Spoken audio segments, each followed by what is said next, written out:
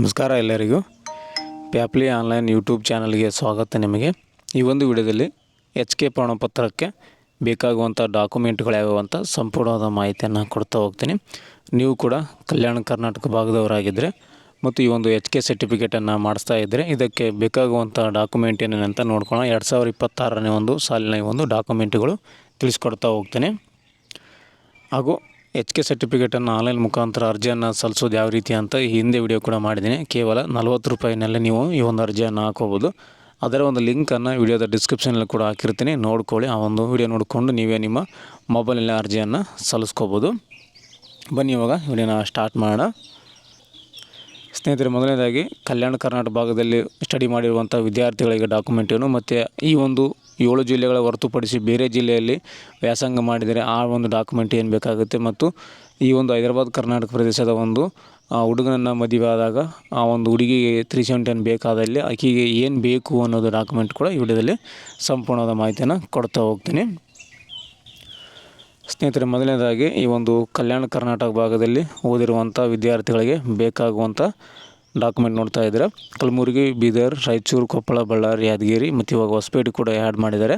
ಆ ಒಂದು ಜಿಲ್ಲೆಯಲ್ಲಿ ನೀವು ಸ್ಟಡಿ ಮಾಡಿರುವಂಥ ವಿದ್ಯಾರ್ಥಿಗಳಾಗಿದ್ದರೆ ಲಿಖಿತ ಮನವಿ ಅರ್ಜಿ ಬೇಕಾಗುತ್ತೆ, ಅಂದರೆ ಆನ್ಲೈನ್ ಅರ್ಜಿ ಬೇಕಾಗುತ್ತೆ, ಒಂದು ಭಾವಚಿತ್ರ ಬೇಕಾಗುತ್ತೆ, ವ್ಯಾಸಂಗ ಪ್ರಮಾಣಪತ್ರ ಬೇಕಾಗುತ್ತೆ, ಅನುಬಂಧ ಸಿ ಅಂತ ಬರುತ್ತೆ. ಅನುಬಂಧ ಸಿ ಕಂಪಲ್ಸರಿ ಬೇಕೇ ಬೇಕು.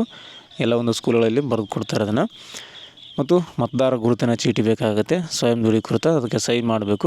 ತಂದೆ ತಾಯಿದು ಮತದಾರ ಗುರುತಿನ ಚೀಟಿ ಅಂದರೆ ವೋಟರ್ ಐ ಡಿ ಬೇಕಾಗುತ್ತೆ. ವಿದ್ಯಾರ್ಥಿದು ವೋಟರ್ ಐ ಡಿ ಇದ್ದರೆ ಇನ್ನೂ ಅನುಕೂಲ ಆಗುತ್ತೆ. ತಂದೆ ತಾಯಿದಂತರೂ ಬೇಕೇ ಬೇಕು, ವಿದ್ಯಾರ್ಥಿ ಮತ್ತು ತಂದೆ ತಾಯಿ ಬೇಕು. ವಿದ್ಯಾರ್ಥಿ ಇಲ್ಲಾಂದರೆ ನಡೆಯುತ್ತೆ ವೋಟಿಂಗ್ ಕಾರ್ಡು. ಅದರ ನಂತರ ಆಧಾರ್ ಕಾರ್ಡ್ ಬೇಕು. ತಂದೆ ತಾಯಿ ಆಧಾರ್ ಕಾರ್ಡು ಮತ್ತು ವಿದ್ಯಾರ್ಥಿಯ ಒಂದು ಅರ್ಜಿದಾರರ ಒಂದು ಆಧಾರ್ ಕಾರ್ಡ್ ಬೇಕಾಗುತ್ತೆ. ಪಡಿತರ ಚೀಟಿ, ರೇಷನ್ ಕಾರ್ಡು ಕೂಡ ಬೇಕಾಗುತ್ತೆ.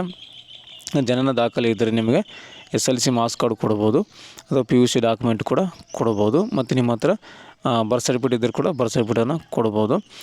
ಮತ್ತು TC ಕೂಡ ಇದಕ್ಕೆ ಅಟ್ಯಾಚ್ ಮಾಡಬೇಕಾಗುತ್ತೆ. ಎಲ್ಲನೂ ಕೂಡ ಜೆರಾಕ್ಸ್ ಪ್ರತಿಗಳನ್ನೇ ಅಟ್ಯಾಚ್ ಮಾಡಬೇಕು. ಒರಿಜಿನಲ್ ಕೇವಲ ಕನ್ನಡ ಮಾಧ್ಯಮ, ಗ್ರಾಮೀಣ ಮಾಧ್ಯಮ, ಅನುಬಂಧ ಸಿ ಅಂತ ಏನು ಕರಿತೀವಲ್ಲ ಅವು ಮಾತ್ರ ಒರಿಜಿನಲ್ ಆಗಿರಬೇಕು. ಅವೆಲ್ಲ BO ಇಂದ ಸಹಿ ಮಾಡ್ಕೊಂಡು ಬಂದಿರುವಂಥ ಡಾಕ್ಯುಮೆಂಟು. ಮತ್ತು ನಿಮಗೆ ಜಮೀನಿದ್ದರೆ ಜಮೀನು ಒಂದು ಪಾಣಿ ಕೂಡ ಹಚ್ಚಬೇಕಾಗುತ್ತೆ. 2002 ಅಥವಾ 3 ಒಂದು ಪಾಣಿ ಕೂಡ ಹಚ್ಚಬೇಕಾಗುತ್ತೆ. ನಿಮ್ಮ ಸ್ವಂತ ಮನೆಯಾಗಿದ್ದರೆ ನಿಮ್ಮ ಒಂದು ಮನೆಯ ಒಂದು ದಾಖಲಾತಿಯನ್ನು ಹಚ್ಚಬೇಕಾಗುತ್ತೆ. ಯಾರ ಹೆಸರು ಇರುತ್ತೆ ಅವರ ಒಂದು ಹೆಸರಿನ ಮೇಲಿನೊಂದು ದಾಖಲಾತಿಯನ್ನು ಹಚ್ಚಬೇಕಾಗುತ್ತೆ. ಇವಿಷ್ಟು ಒಂದು ಹೈದರಾಬಾದ್ ಕರ್ನಾಟಕದಲ್ಲಿ ವಾಸ ಮಾಡುವಂಥ ಸ್ಥಳೀಯರಿಗೆ ಬೇಕಾಗುವಂಥ ಡಾಕ್ಯುಮೆಂಟು. ಇವಾಗ ಬೇರೆ ಒಂದು ಜಿಲ್ಲೆ, ಈ ಒಂದು ಗುಲ್ಬರ್ಗ, ಬೀದರ್, ರಾಯಚೂರು, ಕೊಪ್ಪಳ, ಬಳ್ಳಾರಿ, ಯಾದಗಿರಿ, ಹೊಸಪೇಟೆ ಹೊರತುಪಡಿಸಿ ಬೇರೆ ಜಿಲ್ಲೆಯಲ್ಲಿ ವ್ಯಾಸಂಗ ಮಾಡಿದರೆ ಆ ವಿದ್ಯಾರ್ಥಿಗಳಿಗೆ ಬೇಕಾಗುವಂಥ ಡಾಕ್ಯುಮೆಂಟ್ ಇವಾಗ ನಿಮಗೆ ತಿಳಿಸ್ಕೊಡ್ತಾ ಇದ್ದೇನೆ.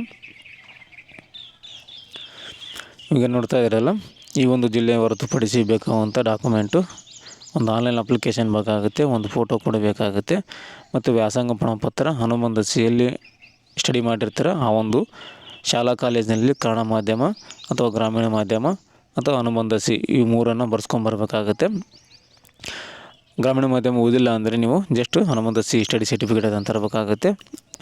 ಮೂಲ ಪ್ರತಿಗಳು ಒರಿಜಿನಲ್ ಬೇಕಾಗುತ್ತೆ ಇವೆಲ್ಲ. ಮತ್ತು ತಂದೆ ತಾಯಿಯ ಒಂದು ಗುರುತಿನ ಚೀಟಿ, ವೋಟರ್ ಐ ಡಿ ಬೇಕಾಗುತ್ತೆ. ವಿದ್ಯಾರ್ಥಿದ ವೋಟರ್ ಐ ಡಿ ಇದ್ದರೂ ಕೂಡ ನಡೆಯುತ್ತೆ. ಅದು ಕೂಡ ಒಂದು ಸೆಲ್ಫ್ ಸೈನ್ ಮಾಡಬೇಕಾಗುತ್ತೆ, ಸೆಲ್ಫ್ ಅಟೆಸ್ಟೆಡ್ ಮಾಡಬೇಕಾಗುತ್ತೆ.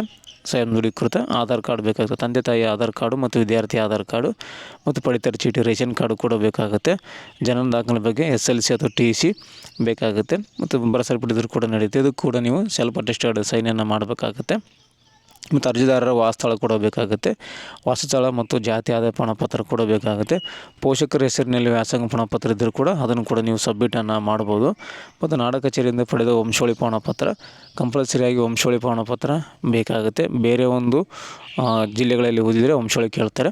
ಕೆಲವು ಕಡೆ ಇನ್ನೂ ಇದೇ ಒಂದು ಕಲ್ಯಾಣ ಕರ್ನಾಟಕ ಭಾಗದಲ್ಲಿ ಸ್ಟಡಿ ಮಾಡಿದರೆ ಅವರಿಗೂ ಕೂಡ ವಂಶಾವಳಿಯನ್ನು ಕೇಳಲಾಗುತ್ತೆ. ಮತ್ತು ಪಹಣಿ, ಮುಟೇಶನ್ನು ಅಥವಾ ಖಾತಾ, ಮನೆಯ ಖಾತಾವನ್ನು ಕೇಳಲಾಗುತ್ತೆ. ಯಾರ ಒಂದು ಹೆಸರಲ್ಲಿ ಮನೆ ಇರುತ್ತೆ ಅವರ ಹೆಸರ ಒಂದು ಖಾತಾ ಕೊಡಬೇಕಾಗುತ್ತೆ. ಜಮೀನಿದ್ದರೆ ಜಮೀನು ಪಾಣಿ ಕೊಡಬೇಕಾಗುತ್ತೆ. 2002 ಅಥವಾ 2001 ಈ ಒಂದು ಪಾಣಿಯನ್ನು ಕೊಡಬೇಕಾಗುತ್ತೆ.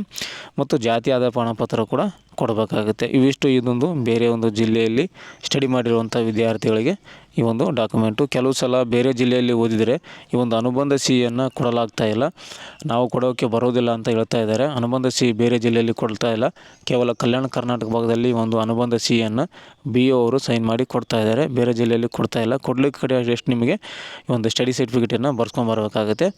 ಎಕ್ಸಾಂಪಲ್ ಆಗಿ ಹುಬ್ಬಳ್ಳಿ, ಧಾರವಾಡ, ಬೆಂಗಳೂರು, ಬೆಳಗಾವಿಯಲ್ಲಿ ಓದಿದರೆ ನಿಮಗೆ ಈ ಒಂದು ಸ್ಟಡಿ ಸರ್ಟಿಫಿಕೇಟ್ ಅನುಬಂಧ ಸಿಹಿ ಕೊಡೋದಿಲ್ಲ. ಅನುಬಂಧ ಸಿಹಿ ಬದಲಾಗಿ ಓನ್ಲಿ ವ್ಯಾಸಂಗ ಪ್ರಮಾಣಪತ್ರ ಸ್ಟಡಿ ಸರ್ಟಿಫಿಕೇಟ್ ಮಾತ್ರ ಕೊಡಲಾಗ್ತಾ ಇದೆ. ಸೊ ಅದನ್ನು ಕೂಡ ತಂದರೆ ನಿಮಗೆ ನಡೆಯುತ್ತೆ, ಅದ್ರ ಮುಖಾಂತರ ಕೂಡ ಮಾಡ್ಕೋಬೋದು. ಇವಾಗ ಕಲ್ಯಾಣ ಕರ್ನಾಟಕ ಭಾಗದ ಹುಡುಗನನ್ನು ಮದುವೆಯಾದ ಮಹಿಳೆ, ಆ ಮಹಿಳೆಗೆ ಬೇಕಾಗುವಂಥ ಡಾಕ್ಯುಮೆಂಟು ಅಂದರೆ ಹೈದರಾಬಾದ್ ಕರ್ನಾಟಕ ವ್ಯಾಪ್ತಿಯಲ್ಲಿ ಇರುವಂಥ ಹುಡುಗನನ್ನು ಮದುವೆಯಾದ ಮಹಿಳೆಗೆ ವಿವಾಹ ಪತ್ರ ಬೇಕಾಗುತ್ತೆ ನೋಡಿ. ಮ್ಯಾರೇಜ್ ಸರ್ಟಿಫಿಕೇಟು ಕಂಪಲ್ಸರಿ ಬೇಕಾಗುತ್ತೆ. ಇಲ್ಲಿ ಒಂದು ಹುಡುಗನ ಮದುವೆ ಆಗಿದ್ದರೆ ಅಥವಾ ಇಲ್ಲೇ ಒಂದು ಹುಡುಗಿಯನ್ನು ಮದುವೆ ಆಗಿದ್ದರೆ ಆ ಒಂದು ಮ್ಯಾರೇಜ್ ಸರ್ಟಿಫಿಕೇಟು ಮತ್ತು ಪತಿಯ ಅನುಬಂಧ A ಬೇಕಾಗುತ್ತೆ. ಅನುಬಂಧ A ಫಾರಮ್ ಕೂಡ ಸಿಗುತ್ತೆ. ಆ ಒಂದು ಅನುಬಂಧ A ಫಾರಮನ್ನು ಫಿಲಪ್ ಮಾಡಿಕೊಂಡು ಒಂದು ಸಬ್ಮಿಟನ್ನು ಮಾಡಬೇಕಾಗುತ್ತೆ. ಇವರು ಮದುವೆ ಆದ ಕೇಸಲ್ಲಿ ಈ ಒಂದು ಡಾಕ್ಯುಮೆಂಟನ್ನು ಬೇಕಾಗುತ್ತೆ ಕಡ್ಡಾಯವಾಗಿ. ಇವಾಗ ಸರ್ಕಾರಿ ನೌಕರರ ಮಕ್ಕಳಾಗಿದ್ದರಲ್ಲಿ ಈ ಒಂದು 371 ತೆಗೆಸ್ಬೇಕಂದ್ರೆ ಗೌರ್ಮೆಂಟ್ ಎಂಪ್ಲಾಯ್ ಇರುವ ಮಕ್ಕಳಿಗೆ ಏನೇನು ಡಾಕ್ಯುಮೆಂಟ್ ಬೇಕು ಅಂತ ಇವಾಗ ತಿಳಿಸ್ತಾ ಹೋಗ್ತೀನಿ. ಇವಾಗ ಏನು ನೋಡ್ತಾ ಇದ್ದಾರಲ್ಲ, ಸರ್ಕಾರ ನೌಕರರಾಗಿದ್ದರೆ ಏನು ಬೇಕಂತ ಅನುಬಂಧ D ಬೇಕಾಗುತ್ತೆ. ಸ್ವಗ್ರಾಮ ಪ್ರಮಾಣಪತ್ರ ಅಂತ ಬರುತ್ತೆ ಮೂಲ ಪ್ರತಿ. ಇದು ಗೌರ್ಮೆಂಟ್ ಎಂಪ್ಲಾಯಿಗಳಿಗೆ ಕೊಡುವಂಥ ಅನುಬಂಧ D ಕೊಡ್ತಾರೆ. ಸೊ ಈ ಒಂದು ಅನುಬಂಧ D ಪ್ರಮಾಣಪತ್ರ ಬೇಕಾಗುತ್ತೆ ಗೌರ್ಮೆಂಟ್ ಎಂಪ್ಲಾಯಿಗಳಿಗೆ. ಮತ್ತು ಸೇವಾ ಪುಸ್ತಕ ದೃಢೀಕೃತ ಪ್ರತಿ, ಸೇವಾ ಪುಸ್ತಕ ಸರ್ವಿಸ್ ಬುಕ್ ಅಂತ ಏನು ಕರಿತೀವಿ, ಆ ಒಂದು ಸರ್ವಿಸ್ ಬುಕ್ದು ಒಂದು ಜೆರಾಕ್ಸ್ ಬೇಕಾಗುತ್ತೆ. ಲಿಖಿತ ಮನವಿ ಅಂದರೆ ಆನ್ಲೈನ್ ಅರ್ಜಿ, ಒಂದು ಫೋಟೋ ಕೂಡ ಬೇಕಾಗುತ್ತೆ. ತಂದೆ ತಾಯಿ ವೋಟರ್ ID ಬೇಕಾಗುತ್ತೆ. ಮತ್ತು ವಿದ್ಯಾರ್ಥಿ ವೋಟರ್ ಇದ್ದರೂ ಕೂಡ ನಡೆಯುತ್ತೆ. ಆಧಾರ್ ಕಾರ್ಡ್, ತಂದೆ ತಾಯಿ ಆಧಾರ್ ಕಾರ್ಡ್ ಮತ್ತು ಅರ್ಜಿದಾರರ ಹುಡುಗನ ಆಧಾರ್ ಕಾರ್ಡು, ಪಡಿತರ ಚೀಟಿ, ರೇಷನ್ ಕಾರ್ಡು. ಗೌರ್ಮೆಂಟ್ ಎಂಪ್ಲಾಯಿಗೆ APL ಕಾರ್ಡ್ ಇರುತ್ತೆ, BPL ಕಾರ್ಡ್ ಇರೋದಿಲ್ಲ, ಆ ಒಂದು APL ಕಾರ್ಡನ್ನು ಕೂಡ ಅಟ್ಯಾಚ್ ಮಾಡ್ಬೋದು. ಮತ್ತು ಜನನದ ಬಗ್ಗೆ ದಾಖಲೆ, SLC ಪ್ರಮಾಣಪತ್ರ ಕೊಡಬೇಕು ಮತ್ತು SLC TCಯನ್ನು ಕೊಡಬೇಕು. ಮತ್ತು ಜಾತಿ ಪ್ರಮಾಣಪತ್ರ ಕೊಡಬೇಕು. ವಾಸಸ್ಥಳ ಕೊಡಬೇಕಾಗತ್ತೆ ನೋಡಿ, ವಾಸಸ್ಥಳ ಪ್ರಮಾಣಪತ್ರ, ವಂಶಾವಳಿ ಪ್ರಮಾಣಪತ್ರ ಕೂಡ ಕೊಡಬೇಕು. ಅದ್ರ ಜೊತೆಗೆ ಜಾತಿ ಪ್ರಮಾಣಪತ್ರವನ್ನು ಕೊಡಬೇಕು. ಮತ್ತು ಮನೆ ಇವ್ರ ಹೆಸರಲ್ಲಿ ಇದ್ದರೆ ಆ ಒಂದು ಮನೆಯ ಡಾಕ್ಯುಮೆಂಟ್ ಖಾತಾನ ಕೊಡಬೇಕು. ಮತ್ತು ಜಮೀನು ಇದ್ದರೆ ಜಮೀನು ಒಂದು ಪಾಣಿಯನ್ನು ಕೂಡ ಕೊಡಬೇಕಾಗುತ್ತೆ.